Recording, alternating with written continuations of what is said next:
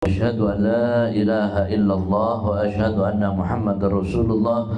Allahumma shalli ala sayyidina Muhammad abdika wa nabiyika wa rasulika nabiyil ummi wa ala alihi wa sahbihi wa barik wa sallim tasliman bi qadri 'azamati dzatika fi kulli waqtin wa hin.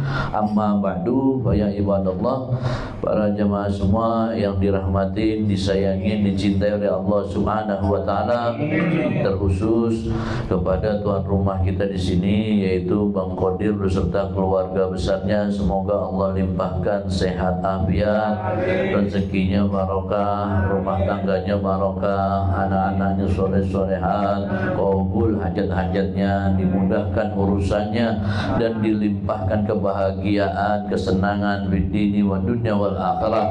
Kepada kita semua yang hadir di tempat ini, semoga Allah Subhanahu wa taala ampuni dosa-dosa kita, diterima tobat-tobat kita, diangkat derajat kita, dimuliakan kedudukan kita, dijadikan kita menjadi orang-orang yang senantiasa istiqamah di jalan Allah Subhanahu wa taala, dan Allah kabulkan setiap hajat-hajat kita, diterima pula apa yang menjadi dari hajat-hajat serta doa kita, diberikan kesehatan yang afiat, kemudian dilimpahkan rezeki yang barokat, dilimpahkan anak-anak yang soleh-solehat, dan dikabulkan pula hajat-hajat serta akhir hayat yang husnul khatimah.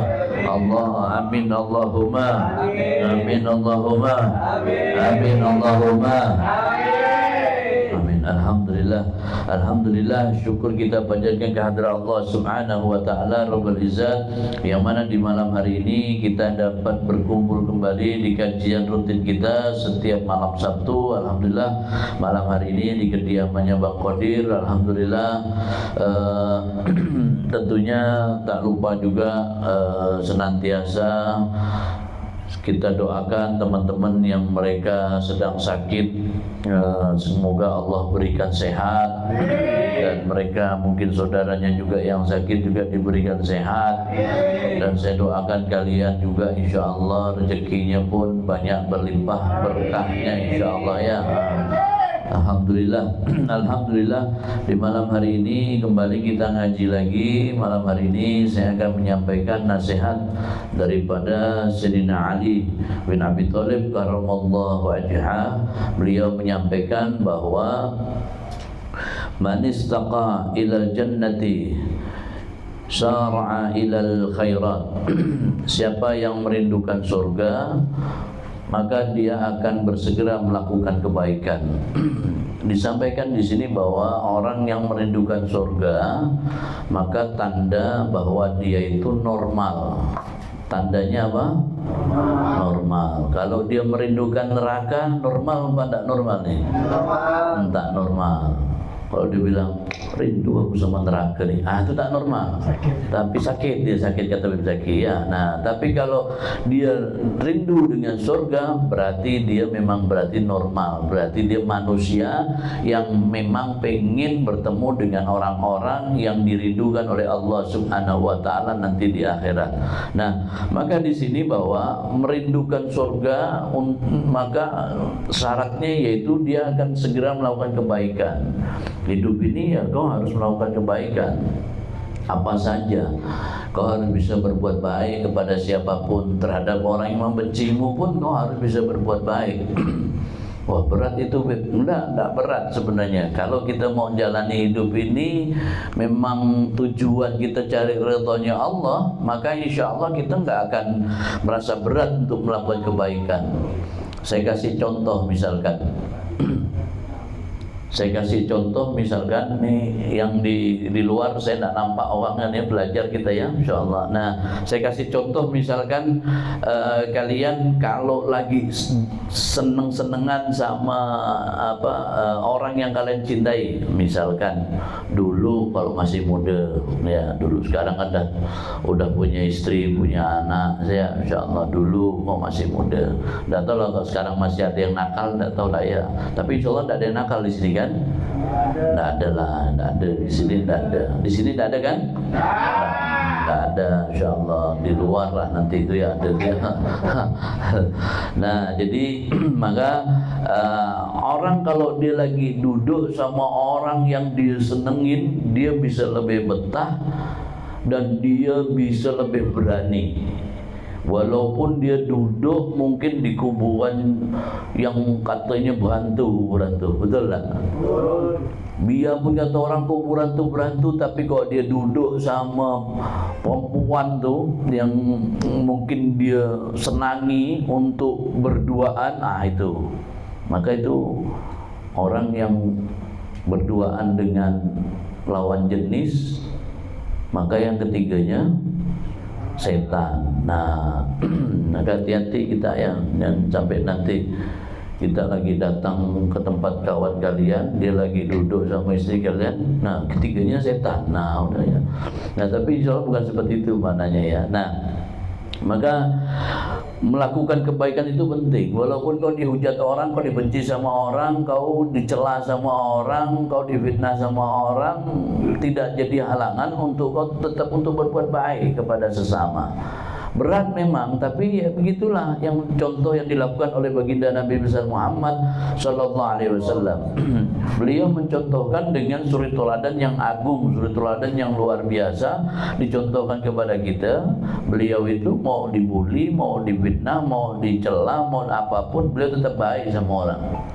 Nah, jadi kalau ada orang yang jelekkan kalian, kalian datangi, tapi jangan dilepuk. Nah, bawakan dia kue, bawakan dia buah. Nah, habis itu doakan dia supaya dia hidupnya senang. Nah, bisa tak kira-kira kalian seperti ini? Nah, benar sikit ya.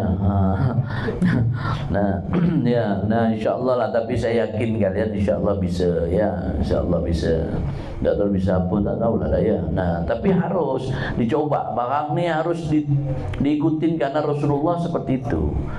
Tidak ada contoh yang paling indah kecuali baginda Nabi. Contoh yang paling indah itu baginda Nabi. Nah, maka disampaikan di sini oleh Sayyidina Ali, man istaqa ila jannati syara'a ilal khairat. Siapa yang mereka merindukan surga, maka mereka harus berusaha untuk tetap terus melakukan kebaikan. Nah, kemudian disampaikan di sini bahwa yang kedua, beliau menyampaikan waman asfaqa minan nari intaha anis sahwat. Nah, siapa yang takut siksa neraka, dia maka harus berhenti mengikuti hawa nafsu. Kalau kalian takut sama neraka, maka kalian jangan lakukan perbuatan maksiat. Kalau kalian takut sama neraka, jangan lakukan perbuatan yang buat Allah marah. Jangan lakukan yang buat Allah murka. Kalau kalian masih membuat Allah murka, membuat Allah marah, maka itu sama saja kalian mendekatkan diri kalian kepada neraka tanpa sepengetahuan kalian sendiri, mungkin atau bahkan kalian sadari. Nah, banyak orang yang sadar bahwa dia meninggalkan sholat, betul tak? Dia sadar dia meninggalkan sholat, tapi dia kayaknya tidak sadar kalau dia itu dengan cara yang dia lakukan justru membuat jauh dari Allah. Nah, seperti itulah gambarannya. Siapa yang mereka tadi tersebut takut dengan siksa neraka, maka dia harusnya berhenti mengikuti hawa nafsu. Nah, maka disampaikan di sini hawa nafsu itu ada 3, ya. Hawa nafsu itu ada 3. Yang pertama apa? Nafsu amarah. Nah, nafsu amarah ini nafsu yang jelek, nafsu tak bagus.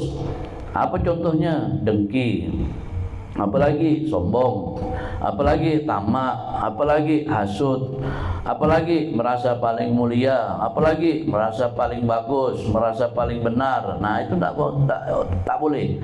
Dan masih banyak lagi nafsu amarah tadi tersebut. Nah, nafsu itu tadi tersebut yang tak bagus, yaitu yang pertama nafsu amarah. Ya, karena nafsu itu ada 3, 2 itu tak bagus, 1 itu bagus, ya. Nah, yang pertama nafsu amarah, dan kedua yaitu nafsu lawamah. Lawamah ini contohnya tuh apa ya? Orang yang suka minder. Tahu minder? Minder tau minder? Merasa rendah diri, nah kemudian sering putus asa, sering putus harapan, kemudian sedih yang berlebihan, takut yang berlebihan. Nah, takut itu tak boleh lebih-lebih. Takut itu hanya takut kepada Allah. Ada yang takut selain kepada Allah? Ada? Nggak ada di sini kan? Nggak ada. Budak-budak Masya Allah semua takutnya sama Allah. Ada yang takut sama jin? Ada? Ada yang takut sama jerengkung? Ada? Insya Allah mudah-mudahan sembuh takutnya ya. Terlalu berani pun bahaya kak. Ngeri kak kita kalau terlalu berani benar ya. Nah, lalu nantang-nantang mana jerengkung nih, mana hantu nih ya. Nanti tunjukkan benar lari pula ya. Nah, nafsu lawamah yaitu seperti yang mereka putus asa, minder, kemudian sedih yang berlebihan, cemas. Orang suka cemas, was-was, itu termasuk nafsu lawamah. Orang suka was-was. Nah, kalau ambil wudhu tuh diulang berapa kali. Nah, itu orang yang dia was-was. Orang sholat, nah dia sholat dia was-was. Nah, itu seperti itu. Nah, terus kemudian dia cemas yang berlebihan, takut mati. Takut yang berlebihan. Mati itu tidak perlu kita takuti, tapi juga kita tak boleh minta mati. Jangan. Nah, mati itu tidak perlu kita takuti, tapi jangan nggak kita minta mati. Jangan. Nah, kita tetap harus menghadapinya. Nah ya, jadi tidak perlu cemas kita. Hidup ini nggak perlu kita cemas ya. Nah, ketiga yaitu nafsu yang ketiga yaitu nafsu mutmainnah. Nafsu mutmainnah ini nafsu yang mendapatkan ridha dari Allah Subhanahu wa taala. Nah, ini nafsu yang bagus. Nafsu yang bisa membedakan mana yang baik, mana yang buruk. Nafsu yang punya keyakinan kepada Allah Subhanahu wa taala, ngajak kita bisa tambah yakin sama Allah Subhanahu wa taala. Ini nafsu yang bagus.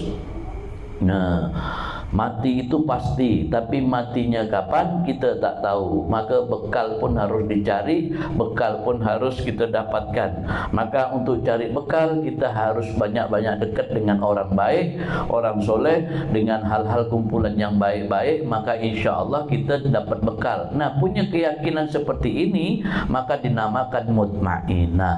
Nafsu yang mutmainnah, dia punya niat untuk membekali dirinya nanti ke akhirat. Udah ada bekalnya ketika nanti menghadap Allah. Faman kana yarju liqa rabbih falyamal amalan sholihan wala yusyrik bi ibadati rabbih ahadan. Maka mereka ketika nanti perjumpaan dengan Allah, mereka sudah persiapkan amal baik dia, amal-amal soleh dia tersebut sudah dia persiapkan. Maka ini akan menjadi kebaikan buat dia. Nah, maka nafsu itu tadi yang itu ada 3 ya, ingat ya. 2 itu tak bagus, 1 bagus. 1 nafsu amarah, 2 nafsu lawamah, yang ketiga nafsu mutmainnah. Nah, 1 dan 2 ini tak bagus, yang mutmainnah ini bagus. Nah, maka ketika kita sudah memiliki nafsu yang mutmainnah, maka insya Allah hati kita redha. Apa yang kita lakukan redha semata-mata karena Allah. Ketika kita sakit kita redha, ketika diambil sama Allah pun kita redha, ketika kita mendapat musibah pun kita redha, ketika kita mendapat ujian pun kita redha. Ini yang dinamakan nafsu mutmainnah. Kemudian dawuhnya Sayyidina Ali, beliau menyampaikan lagi yang ketiga yaitu waman tayaqqana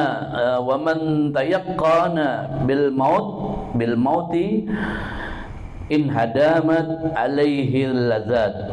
Bahwa disampaikan di sini bahwa siapa yang yakin dengan datangnya kematian, yakin dia kematian itu pasti datang, maka dia tidak akan terlena, dia tidak akan terlena dengan kesenangan dunia.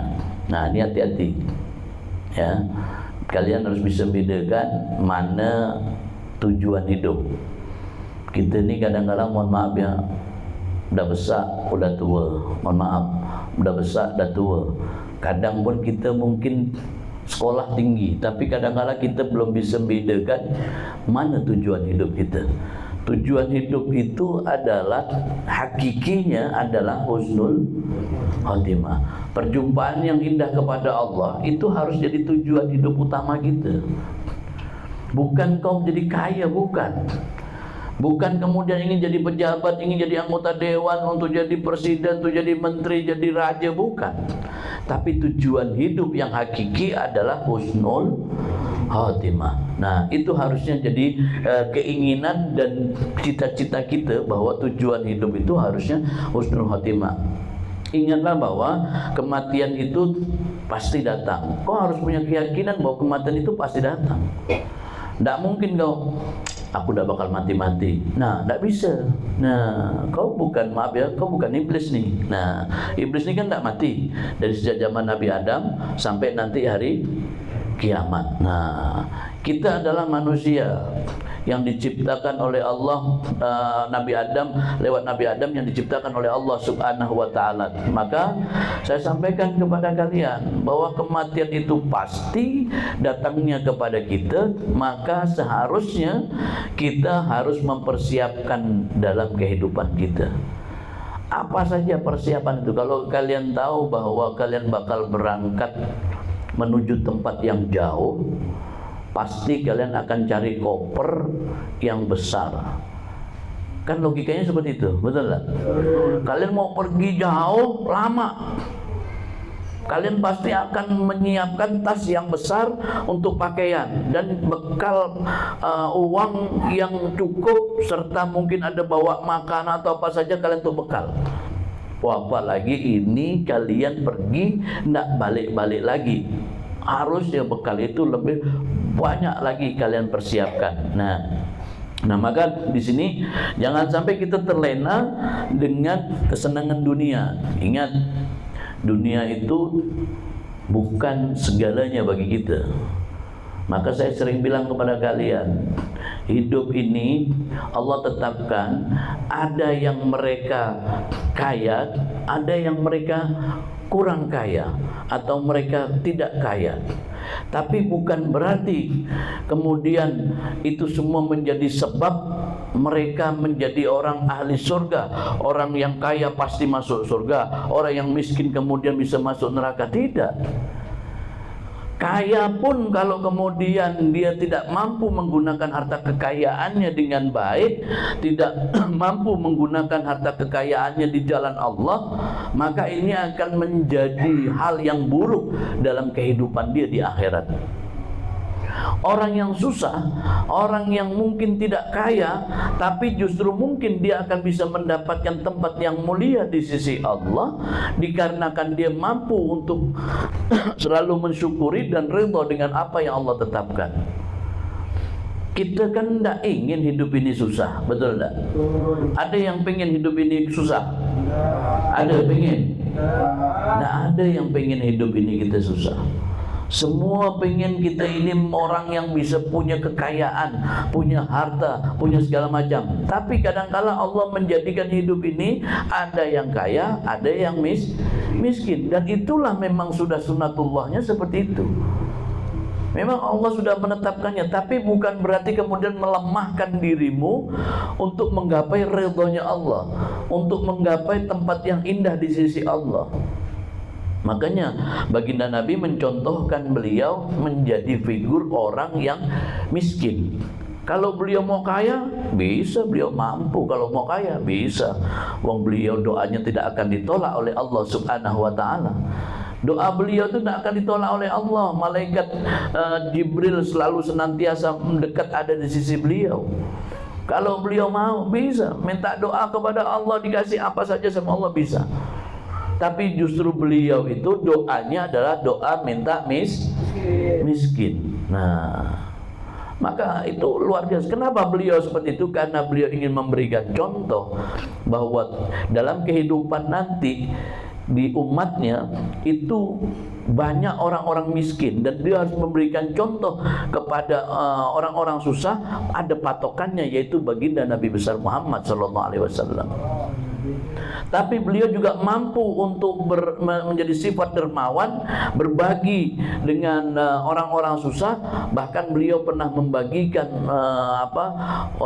koin dinar emas dari hadiah dari salah satu orang, dibagikan pada saat mau menjelang sholat subuh, dibagikan semuanya. Sahabat dikasih satu emas semua dikasih. Nah, itu baginda Nabi. Beliau membagikan tadi tersebut karena beliau tadi tersebut ingin mencontohkan sifat dermawannya. Kalau kaya, dermawan. Orang miskin, ya kau sabar. Kau kemudian redha dengan apa yang Allah tetapkan dan dekat dengan Allah. Karena kalau tidak dekat dengan Allah, orang miskin itu makin tambah dekat dengan kekufuran. Itu bahaya. Orang kalau sudah miskin dekat dengan hal yang buruk, maka dia lebih kufur, dan itu bahaya. Nah, kemudian di sini disampaikan bahwa in hadanat alaihi ladzat. Ya, jadi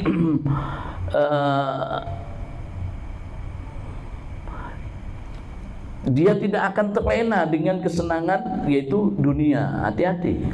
Dunia itu sifatnya goda kita. Dia penuh dengan warna-warni. Banyak sekali bujukan-bujukan, pengen ini, pengen ini, pengen ini, pengen ini, pengen ini. Seperti itu. Begitu juga kalau kita punya istri. Didik dia untuk dengan sifat sederhana. Walaupun kalian orang kaya, tapi didiklah istri kita dengan sifat sederhana sebagaimana keluarganya baginda Nabi besar Muhammad SAW. Beliau mendidik Siti Khadijah, istri beliau. Beliau mendidik Aisyah, Sayyidatina Aisyah. Beliau mendidik Siti Fatimah, putri beliau, dan seterusnya. Beliau mendidik keluarga Rasulullah SAW dengan kesederhanaannya. Padahal kalau mau kaya bisa, tapi beliau mendidiknya dengan kesederhanaannya. Maka saya sampaikan di sini, kalau kalian memang ditakdirkan oleh Allah menjadi orang yang kaya, tetaplah kalian sederhana. Didik istri kalian untuk sederhana. Jangan kau nampak-nampakkan kekayaanmu. Perhiasan yang istri kalian miliki itu hanya dinampakkan oleh suaminya. Jangan sampai dinampakkan kepada orang lain. Pernah tidak lihat perempuan keluar rumah, gelangnya semua dipakai, kalungnya semua dipakai, semuanya dipakai, pokoknya perhiasan. Pernah lihat tak nih? Wah, sering mungkin kalian lihat. Coba, apa manfaatnya? Tidak ada satupun manfaat itu bisa dia dapatkan, kecuali malah diintai sama pencuri, pencopet, atau perampok, pembegal. Betul nggak? Kok tidak hati-hati seperti itu? Wong dia jauh dari suaminya, kenapa dia harus berpakaian seperti itu, tampil seperti itu? Nah, maka perhiasan itu bukan untuk ditampilkan di hadapan halayak ramai orang, tidak. Tapi selayaknya kepada suaminya. Nah, jadi di sini kalian juga bisa ngajarin istri kalian tampil sederhana bukan berarti kita orang miskin. Tampil sederhana bukan berarti orang susah. Tapi tampil sederhana adalah meniru akhlak budi pekerti daripada keluarga Rasulullah Sallallahu Alaihi Wasallam. Nggak usah kita bimbang, nggak usah kita susah. Nggak apa-apa, kita ajarin istri kita. Nah, Beb, saya selalu sederhana, istri saya ajak sederhana, bagus. Nah, bagus itu bagus. Soalnya tidak ada yang mau ditampilkan apa, gak ada, Beb, tidak ada yang, ya memang tidak ada apa-apa, cuma ada, ya benar. Nah, tapi di sini tidak apa-apa. Kau tampilkan sifat kesederhanaan, ajari istrimu untuk sederhana. Tidak ada manfaatnya kita untuk menampilkan semua segala macam itu semua. Nah, maka itulah pentingnya tadi disebut ngajari istri kita. Termasuk kita tidak boleh terlena dalam kehidupan dunia ini. Selain tadi, yaitu juga menjaga jangan sampai dunia menjadi raja buat kita. Bedakan antara kau ngejar akhirat sama ngejar dunia. Ada satu prioritas yang bisa kau kejar ketika kau bisa membedakan mana urusan dunia, mana urusan akhirat. Jangan sampai urusan duniamu lebih kau senangi daripada urusan akhiratmu. Jangan sampai. Nah, jangan sampai. Kau punya hobi, jangan sampai hobi duniamu tuh ngalahkan hobi akhiratmu. Jangan sampai. Contoh, saya kasih contoh ya. Kalian punya hobi misalkan urusan dunia, misalkan dagang. Terus ternyata dagang itu laris dan dibeli sama orang, dan terus kalian menjadi banyak harta, banyak uang segala macam. Lalu kemudian membuat kalian lupa, kemudian sehingga dengan dagang tadi tersebut membuat kalian lebih memilih dunia kalian daripada akhirat, mampu meninggalkan kewajiban yang Allah tetapkan dan lupa kepada Tuhan yang sudah memberikan dia rezeki. Ini tidak boleh, jangan.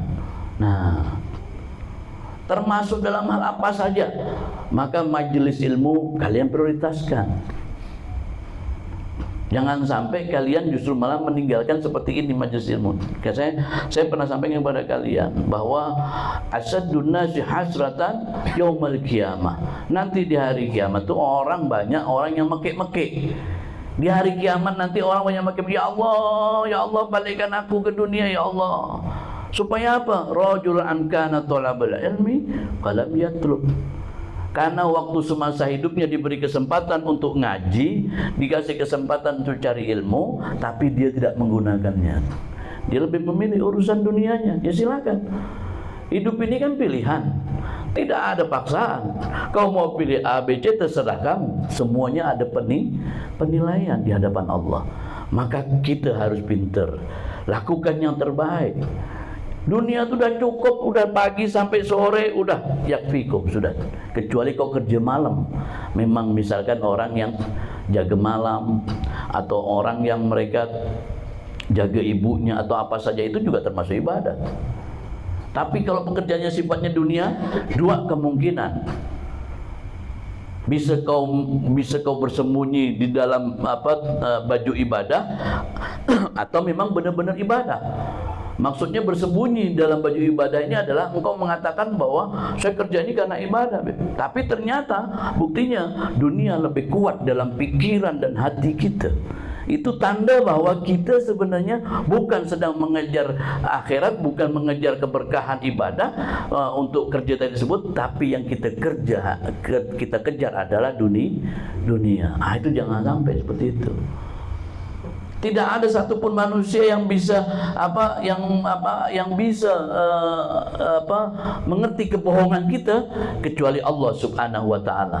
Nah, karena Allah Subhanahu wa taala mengetahui isi hati kita.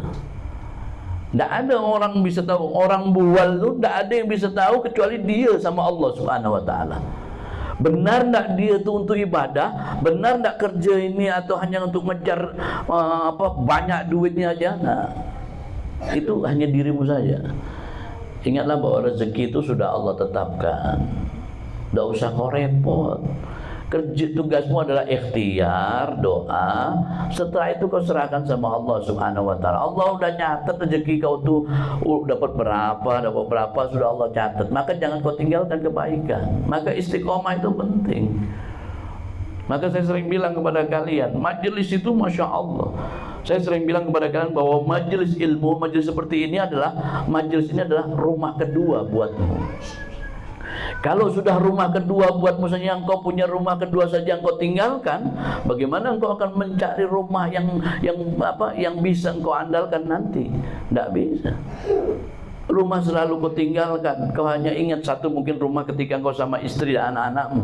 Tapi majelis adalah rumah kedua yang bisa membentuk karakter, membentuk pikiran kita, tambah cintanya kita kepada Allah wa Rasul, tambah semangatnya kita kepada Allah dan Rasul, seperti itu. Termasuk kita dikelabui dunia adalah sesuatu yang berbau apa saja, fenomena apa saja yang sifatnya keduniaan, tapi kita bersembunyi di situ seakan-akan itu untuk ibadah. Ini bahaya, jangan, apalagi ini zaman akhir, hati-hati. Kalian lihat itu orang-orang yang pembegal nasab itu, bahasanya kan, wah itu keyakinan dia udah benar. Padahal dia sudah membohongi dirinya sendiri. Dia membohongi diri sendiri dengan ucapannya sendiri, tanda bahwa dia itu sebenarnya paham apa yang dilakukan itu sebenarnya salah. Dia paham, saya yakin sudah. Apa yang dilakukan paham, tapi karena paham dia terlanjur. Udah telanjur, udah ada pengikut, udah mau balik kanan dia malu, akhirnya dibujurkan. Nah, ini resikonya bahaya. Maka nanti disampaikan oleh baginda Nabi, orang yang mereka tidak punya ilmu, tidak punya kapasitas, ketika dia menyampaikan ilmu, maka dia bukan hanya menyesatkan dirinya sendiri, tapi dia juga menyesatkan orang lain. Nah, termasuk yang terlena dengan kesenangan dunia dan macam-macam. Kayak misalkan saya bilang sama Bib Zaki lagi hobinya nih kan nulis lagu segala macam ya, masya Allah penyanyi ini artisnya, masya Allah. Ya, nah saya bilang silakan, tidak apa-apa. Tapi ingat harus ada, jangan sampai kita tergelincir nih. Jangan sampai kita kemudian justru malah dengan mas ini kita tinggalkan sesuatu yang lebih bermanfaat. Jangan. Jadi di sini posisi kita cari bekal. Nah, kalau kita dikasih bekal dulu ketika kita sekolah, dikasih bekal sama orang tua kita, senang nggak? Senang. Kenapa? Kita udah mikir nanti mau beli ini, mau beli ini, mau beli ini. Kita udah mikir itu dah. Dalam pikiran kita udah masuk nih. Nanti aku mau belanja ini, beli ini, beli ini. Karena udah dikasih bekal sama orang tua kita. Nah, kasih uang jajan, kasih uang segala macam. Kita udah mikir mau beli apa, udah mikir. Tapi ketika kemudian kita tidak dikasih tadi tersebut, nah kita mulai panik. Namun bukan ini yang jadi permasalahan. Ketika kemudian kita dikasih oleh orang tua kita, kita sudah bisa kemudian mana yang akan kita tuju segala macam. Nah begitulah ketika kemudian kita bekal ini kita harus kita miliki sejak di dunia, supaya kita tujuan kita jelas. Bekal ini bukan hanya untuk dunia, karena ad-dunya madra'atul akhirah. Dunia itu hanya ladang saja buat kita, tapi tujuan kita adalah akhirat. Dunia ini hanya tangga saja. Kalau ibaratkan kalian mau naik ke loteng, ya dunia ini cuma tangganya saja, perantara saja. Tapi tanpa tangga bisa enggak kita naik loteng? Bisa enggak? Bisa. Apa enggak bisa naik loteng? Betul enggak? Bisa pakai tali, bisa pakai apa saja, bisa. Tangga ini hanya sebab saja. Sebab saja bahwa dunia ini sebagai penyebab kita untuk menuju akhir, karena qadarullahnya kita dihidupkan di dunia untuk cari bekal menuju akhirat kita. Nah, maka di sini jangan sampai kita mengikuti hawa nafsu kita, sekaligus kita jangan sampai terlena dengan kehidupan dunia. Memang sesuatu hal yang berat memang bagi kita ya, kejadian demi kejadian dalam hidup kita. Saya sampaikan kepada kalian begini ya. Orang kalau sudah terbiasa dengan kehidupan, membiasakan dunia, maka dia akan terus merasa nyaman dengan dunia dia miliki, sehingga ketika kemudian dunia itu menjauh dari dia merasa galau, merasa susah. Contoh, maaf ya, ketika kalian punya uang, punya kerjaan, kalian merasa nyaman, kalian merasa tenang. Tapi begitu kalian tak punya duit, tak punya kerjaan, kalian merasa galau dan kalian merasa susah. Betul tak? Tanda bahwa ternyata hanya kau berpikirnya dunia. Coba pelan-pelan kau berpikir untuk akhirat. Waktu kerja kau kerja, tidak ada masalah. Tapi kalau kerjaan itu ternyata kemudian bukan jadi milik kita, kau jangan susah. Banyak orang yang kerja, ternyata kemudian ditipu dia oleh orang, dia tidak dapat gajian, padahal udah capek dia bekerja, tapi kemudian dia tidak mendapatkan penghasilan. Ataupun dia dapat penghasilan hanya balik modal saja, jadi tidak ada keuntungan sama sekali. Atau bahkan mungkin rugi. Ini mungkin pernah terjadi kepada kita-kita. Nah, namun di sini saya sampaikan bahwa ingat bahwa Allah itu Maha mengetahui. Allah itu mengetahui yang di langit dan Allah mengetahui yang di bumi. Innahu aliyyum bidzatis sudur, dan dia mengetahui hati kita.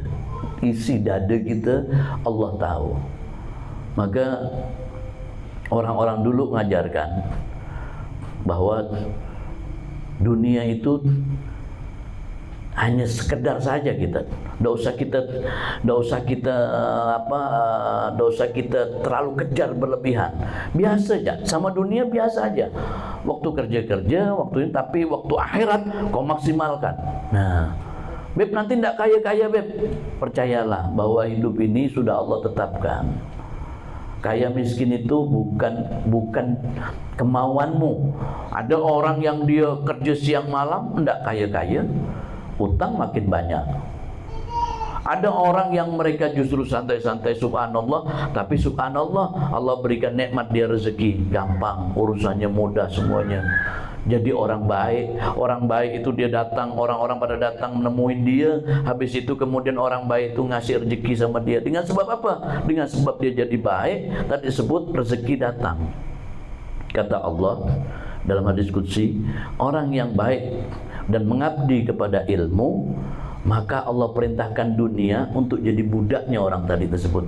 Maka jangan heran kalau kalian melihat orang-orang soleh, kehidupannya itu nyaman, kehidupannya kayaknya seperti yang mapan, karena memang Allah dalam hadis qudsi sampai seperti itu. Hai dunia, kau datangin kepada hambaku ini. Dunia datang, nanti ada hamba Allah ngasih hadiah ini, ada hamba Allah ngasih ini, ada hamba, seperti itu. Maka kalau kalian ingin jadi orang baik yang bisa mendapatkan rezeki dari Allah, karena rezeki ini Allah yang kasih. Apalagi rezeki min haitsu la yahtasib, rezeki yang tak disangka-sangka, yaitu diperolehnya dengan takwa. Karena judulnya kan harus takwa untuk memperoleh rezeki yang tak disangka-sangka. Kalau kau sudah bertakwa kepada Allah, maka Allah akan menghadirkan kepadamu rezeki yang tak disangka-sangka. Orang datang kepadamu ngasih, padahal kau tidak ikut serta dalam penjualan tanah, kau tidak belukar, kau bukan belukarnya, kau juga bukan pemilik tanahnya, kau hanya tidak juga dengar tanah itu dijual. Subhanallah, orang yang kau kenal itu dia jual tanahnya laku, dia ingat sama kamu. Lalu kemudian dikasih, kamu dibawain, kasih amplop. Nah, ini buat kau nih, subhanallah. Padahal tidak ikut jual kan, tidak ikut apa saja, tapi Allah kasih. Kenapa? Allah sentuh hatinya orang tadi sebut untuk ngasih kepada hambanya Allah yang Allah senang. Nah, maka kalian harus punya keyakinan tinggi hidup. Ini kajian tasawuf ya. Kalau kalian yakin sama Allah, kalian maksimalkan. Hidup ini santai aja. Nggak usah santai aja, dinikmatin. Kalian ada makanan nyaman, kalian nikmatin. Ada makanan banyak, bisa berbagi. Pakai baju, ada baju yang mahal, kalian pakai, nggak apa-apa. Baju yang nggak mahal, nggak apa-apa. Nah, pokoknya kalian nikmatin. Wa amma bi ni'mati rabbika fahadits, sambil kau mengucap syukur kepada Allah. Tanda bahwa kau menikmatin kehidupan dunia ini adalah kau bersyukur kepada Allah. La in syakartum la azidanakum wa la in kafartum inna adzabi lasyadid. Kalau kau bersyukur kepada nikmatku, kata Allah, ya aku tambah, kata Allah. Tapi kalau kau tidak bersyukur, ya inna adzabi lasyadid, azabku sangat pedih, kata Allah. Kau tidak syukur atas nikmat kepadaku, dikasih masih kurang, sehingga kemudian duit habis segala macam, akhirnya kurang terus, akhirnya miara tuyul, miara pesugihan, akhirnya tidak karuan. Nah, padahal rezeki sudah Allah tetapkan, tidak usah khawatir. Bagaimana dengan kehidupan kami yang kadang sering berhutang segala macam? Bukan hanya kamu saja yang pernah berhutang. Zaman Nabi itu, Nabi juga pernah berhutang. Coba, Rasulullah itu pernah berhutang juga. Bahkan dikisahkan kemarin itu Habib Umar bin Habib, beliau menceritakan salah satu hadis ya, salah satu cerita bagaimana Rasulullah SAW pernah meminjam uang pada saat itu kepada orang pemuka, orang Yahudi. Nah, minjam, pada saat setelah minjam, kemudian kurang jatuh temponya kurang 3 hari itu, orang Yahudi datang menjumpai Rasulullah. Di situ ada Sayyidina Umar. Nah, ketika kemudian menjumpai Rasulullah, orang Yahudi ini narik ridaknya Rasulullah, sorban Rasulullah yang ada di leher beliau tuh ditarik sehingga leher beliau tuh meninggalkan kayak bekas merah memar di leher beliau gara-gara ditarik oleh orang Yahudi tadi tersebut dengan kasar. Beliau bilang, orang Yahudi ini bilang, bayar hutangmu Muhammad, kata gitu. Nah coba, bayar hutangmu Muhammad. Dasar selalu ngelak terus dari penagih hutang. Nah, Rasulullah senyum saja. Nah, Rasulullah senyum, bayar hutangmu. Nah, Sayyidina Umar dengar ini, beliau bilang sama Rasulullah, ya Rasul, kalau kau izinkan ya Rasul, izinkan aku untuk ngasih pelajaran kepada orang ini, aku penggal batang lehernya. Udah dikeluarkan nih pedang nih, coba. Nah, Rasulullah bilang, ya Umar jangan. Bukan itu yang aku butuhkan, kata Rasulullah. Yang aku butuhkan saat ini adalah nasihat, yaitu engkau bisa memberi nasihat kepada dia bahwa sebenarnya cara nagih hutang seperti ini tidak bagus. Cara nagih hutang yang bagus, yang sopan. Lagian aku masih ada kurang temponya, masih kurang 3 hari lagi jatuh tempo. Ini belum jatuh tempo, masih kurang 3 hari. Kau sampaikan saja, dan kau nasihati aku ya Umar untuk bisa membayar hutang tepat waktu. Ini Rasulullah coba ngajarin begitu kepada Sayyidina Umar. Nah itu beliau seperti itu. Nah sehingga kemudian Rasulullah kemudian mengatakan kepada Sayyidina Umar, ketika beliau kemudian udah dipaksa untuk bayar hutang padahal masih kurang 3 hari jauh temponya. Lalu kemudian Rasulullah bilang, ya Umar, bayar, ambil gandumnya. Nah, timbang gandum dan lebihkan. Kata Rasulullah, lebihkan sebagai tanda terima kasih, dan ucapan terima kasih tadi tersebut dilebihkan sama Rasulullah daripada hutangnya tadi tersebut. Nah, ini akhlak Rasulullah SAW. Sampai kemudian orang Yahudi ini ketika kemudian datang kepada Sayyidina Umar mau nimbang gandum itu, orang Yahudi ini bilang, ya Umar, kau kenal enggak aku siapa? Enggak, kata Umar sambil kesal dia kan. Aku tak kenal kau siapa. Disebutkan namanya. Sayyidina Umar kaget. Oh, kau ini berarti ulamanya orang Yahudi. Maksudnya memang tokohnya daripada orang Yahudi pada saat itu. Iya, aku terkenal. Nah, aku terkenal. Nah, terus habis itu dikasihkan, kenapa kau orang terkenal, kau orang berilmu, kau punya ilmu dalam ilmumu tadi disebut, kau ulamanya orang Yahudi, kenapa kau kemudian cara nagihmu seperti ini? Apa jawab orang ini? Orang Yahudi dia bilang kepada Sayyidina Umar, ya Umar, tahuilah bahwa aku itu dalam kitabku itu yang aku pelajarin bahwa akan ada nabi nanti di akhir zaman punya sifatnya seperti ini. Aku semuanya sudah aku lihat dalam diri Muhammad kecuali 2 katanya. Apa itu? Yaitu ketika dipancing untuk marah, beliau justru tambah sayang, tambah sabar. Nah, dipancing untuk kemudian untuk melawan, beliau malah makin kemudian memaafkan. Ini yang aku cari, dan 2 ini aku temukan di hari ini. Maka saksikan kepadamu ya Rasul, kata orang Yahudi ini, asyhadu an la ilaha illallah wa asyhadu anna Muhammadar Rasulullah. Ini dakwahnya baginda Nabi besar Muhammad. Bukan berarti hanya kalian aja yang punya utang. Hidup ini juga Rasulullah pernah punya utang. Sayyidina Ali pernah punya utang. Bahkan Sayyidina Ali itu pernah punya utang. Beliau itu punya hutang, habis itu beliau tidak berani balik ke rumah. Kenapa? Takut ditagih sama orang. Nah, udah gitu kemudian tidak ada apa-apa yang dimakan. Pernah Sayyidina Ali itu tidak ada apa-apa yang dimakan. Tidak ada yang dimakan, tidak ada. Akhirnya Sayyidina Ali ke masjid subuh, zuhur imaman sama makmuman sama kanjeng Nabi. Habis itu asar makmuman juga sama kanjeng Nabi. Maghrib makmuman sama kanjeng Nabi sampai heran. Ali, posisimu tidak berubah kayaknya. Makmuman terus sama aku di sini. Biasa kalau orang makmuman itu kan posisi berubah-ubah. Ini kok posisimu di situ terus. Nah, iya ya Rasul, aku belum pulang. Loh kenapa kau belum balik? Aku ndak ada uang untuk ngasih istri aku, ngasih makan hari ini, aku ndak ada ya Rasul. Coba bayangkan seperti itu. Bukan hanya kalian yang ndak bisa ngasih makan kepada istri anak. Sayyidina Ali pernah melakukan hal seperti ini. Tapi tetap kok imannya bagus, tetap kok bagus. Oh beda lah Beb itu sahabat. Enggak, ini bukan masalah sahabat, bukan sahabat. Sahabat oke lah, sahabat beliau mendapat karunia dan kekhususan dari Allah Subhanahu wa taala, fadl ihtisas, dapat kekhususan. Tapi bukan berarti kita tidak meniru akhlak dan budi pekerti daripada para sahabat. Kan seperti itu. Nah, ketika kemudian Sayyidina Ali mengatakan seperti itu, ba'da Isya Rasulullah bilang kepada Sayyidina Ali, Ali, aku mau makan di rumahmu. Bagaimana perasaan kalian? Tak ada duit, tak ada yang dimasak. Mertua bilang sama kalian, aku nak makan di rumah kau. Apa yang kalian lakukan? Hah? Kalau orang imannya tipis, bunuh diri aku, Beb, kata dia. Nah coba, orang imannya tipis gitu. Tapi Sayyidina Ali tidak melakukan seperti itu. Ya karena beliau tuh nurut sama Rasulullah, tidak berani bantah. Beliau bukan hanya mertua, guru.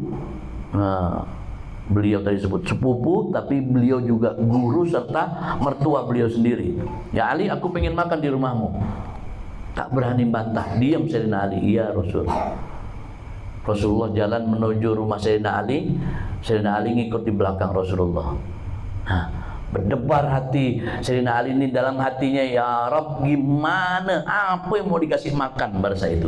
Bingung pada saat itu Sayyidina Ali. Bingung Sayyidina Ali, bingung apa mau dimakan untuk Rasulullah, apa nih Bang. Nah, subhanallah, jarak kurang 100 meter, kurang 50 meter apa 30 meter, tercium aroma masakan yang lezat-lezat dari rumah Sayyidina Ali.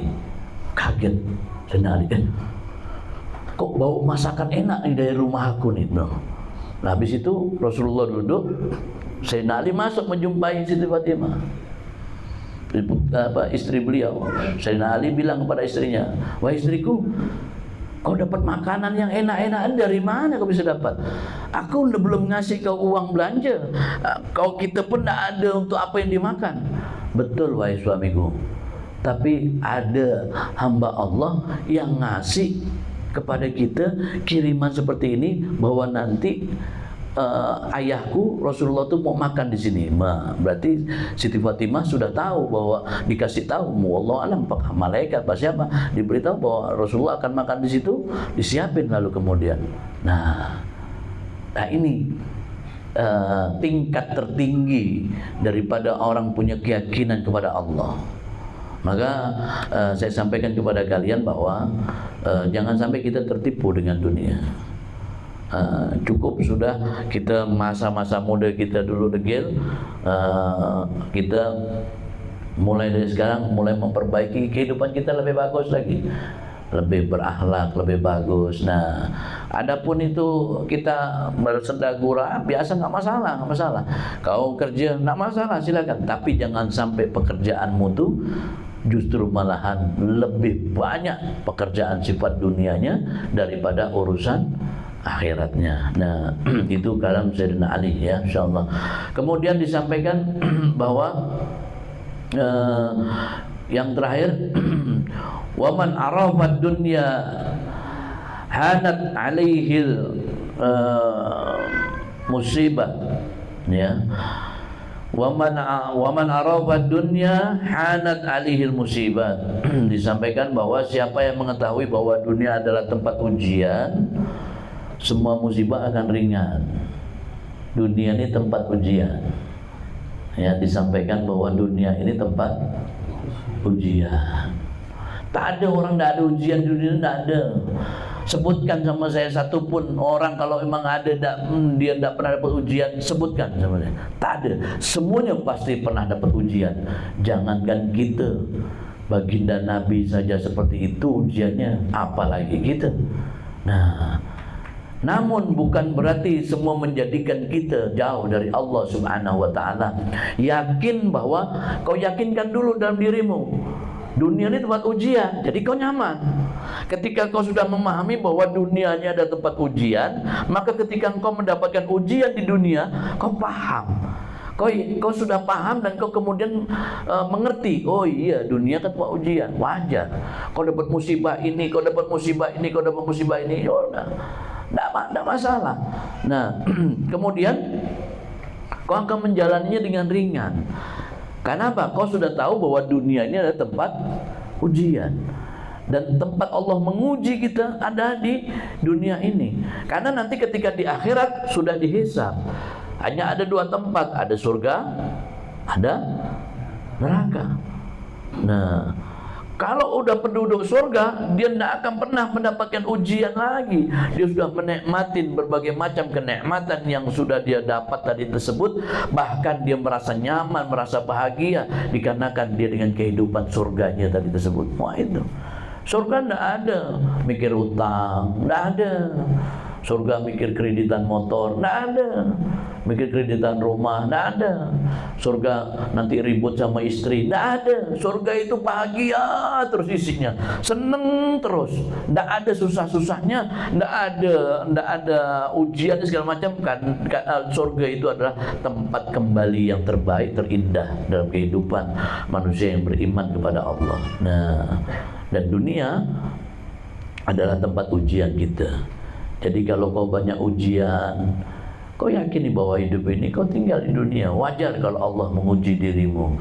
Mungkin tanda prasangka baik saja, tanda Allah mencintaimu, tanda Allah mengangkat derajatmu, yaitu Allah memberikan ujian kepadamu.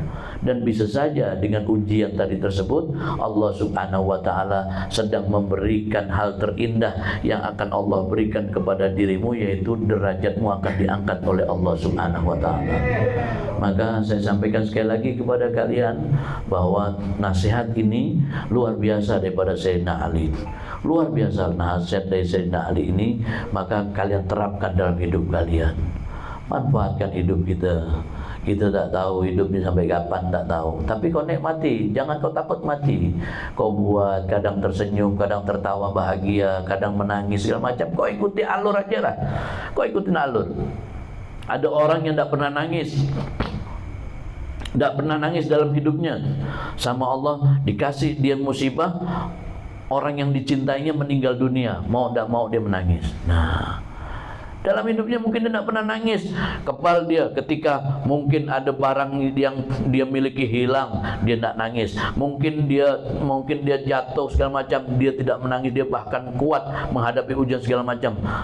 Tapi kemudian Allah uji dia dengan kehilangan orang yang dia cintainya, akhirnya nangis juga dia seperti itu. Karena cara Allah banyak untuk membuatmu kadang harus menangis, kadang kau harus tertawa, kadang juga kau harus tersenyum, kau harus kecewa dengan seorang. Tapi itu semua tidak menjadikan dirimu jauh kepada Allah, tapi harusnya menjadikan dirimu makin tambah dekat dengan Allah. Dengan kejadian yang ada dalam kehidupanmu, warna-warni dalam permasalahan dalam kehidupanmu, menjadikan dirimu tambah yakin bahwa Allah subhanahu wa ta'ala mengatur dengan indahnya kehidupanmu. Semoga manfaat, barokah fid dini wa dunya wal akhirah. Semoga Allah subhanahu wa ta'ala menganugerahkan kepada kita taufik wal hidayah. Allah mengangkat derajat kita, kemuliaan keluarga kita, dijadikan istri dan anak-anak kita mendapatkan keberkahan yang sama dari apa yang kita lakukan ini. Dan semoga Allah subhanahu wa ta'ala menjadikan kita menjadi orang-orang yang tambah redha dengan Allah, sehingga ketika kita melakukan kebaikan-kebaikan dalam hal dunia, memang kita niatin untuk ibadah karena Allah, niat yang tulus berangkat dari hati yang paling dalam, hati yang paling ikhlas untuk semata-mata redha dengan apa yang Allah berikan kepada kita. Allahumma ja'alna minas su'ada'i maqbulin wa la taj'alna minal asqiya'i mardudin. Allahumma bi hurmati sayyidina Muhammad sallallahu alaihi wasallam sahibi mi'raj wa sahibi syafaat, anta jalana ya Allah mimman yastajibu syafa'atah, wa anta jalana ya Allah min khiyari ummati. Rabbana innana amana faghfir lana dhunubana wa qina adzabannar. Rabbi fanfa'na bi barakatihim wahdina al-husna bi hurmatihim wa amitna bi tariqatihim wal mu'afatin minal fitani. Wa sallallahu ala sayyidina Muhammadin wa alihi washabihi wasallam walhamdulillahi rabbil alamin. Alhamdulillah. Ini saja yang bisa saya sampaikan. Semoga bisa menjadi manfaat dan berkah buat kita semuanya, dan semoga Allah subhanahu wa ta'ala menganugerahkan kepada kita kebahagiaan, taufik wal hidayah, dan dijadikan kita menjadi orang-orang yang senantiasa mendapatkan rahmat, mendapatkan anugerah dari Allah subhanahu wa ta'ala. Dan Allah berikan pula kita hal-hal yang baik, kemuliaan fid dini wa dunya wal akhirah. Wallahul muwaffiq ila aqwamit thoriq. Assalamualaikum warahmatullahi wabarakatuh.